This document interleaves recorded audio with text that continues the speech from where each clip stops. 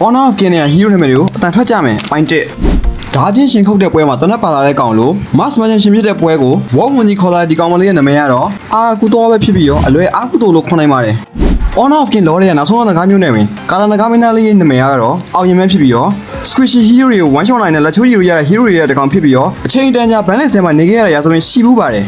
တေမင်းတမန်ပုံစံဒီဇိုင်းကာလာအနေထားနဲ့သူတို့မြကောင်ကိုလိုက်ကောက်ထားနေတဲ့ဒီဘဲကိုတော့ကျွန်တော်တို့ global server မှာ Ogran လို့အင်္ဂလိပ်မှုပြုပြီးနာမည်မှတ်ပေးရပါမယ် China server နာမည်ရင်းရတော့တာစင်းမင်းပဲဖြစ်ပြီးတော့ဒီဘဲကလည်းအောက်ရင်းနဲ့ညီတူ balance ထဲမှာအကြိုက်အိတ်ဆက်ခဲ့ဘူးကသူပါသူလာပြီးတော့ချီယာနီလေးနဲ့သူပြန်ထွက်ပြီးတော့ကျွန်တော်တို့တက်ရပါသွားတဲ့ဖေနိုင်ချမ်းနဲ့ဒီနတာလီယာ 2.0 မမရဲ့နာမည်ကတော့အခါပဲဖြစ်ပြီးတော့ကင်တိုင်းကင်တဲ့သူတကယ်ကျန်းနဲ့ assassin ဂျင်ဂလာ hero တကောင်ပဲဖြစ်ပါတယ်ဟိုခုံဒီခုံနဲ့တပွဲလုံးခုံနေပြီးတော့စပယ်3ဝက်စလုံးကို blink စပယ်နဲ့သုံးလို့ရတယ်ဒီယုံမလေးကိုတော့ကျွန်တော်တို့ global server မှာအားလီလို့သာချုပ်ထားပေးမယ်တရုတ် server သူ့နာမည်ရင်းကတော့ကောင်းဆွင်းလီပဲဖြစ်ပါတယ်ဒီနေ့ဗီဒီယိုကဒီလောက်ပါပဲနောက်ထပ်အပိုင်းတွေမှာလည်းနောက်ထပ် hero ရဲ့နာမည်တွေကိုဆက်လက်တင်ဆက်ပေးသွားမှာမဟုတ်လို့အကောင့်လေးကို follow and subscribe လုပ်ခဲ့ဖို့မမေ့နိုင်ဘူးနော်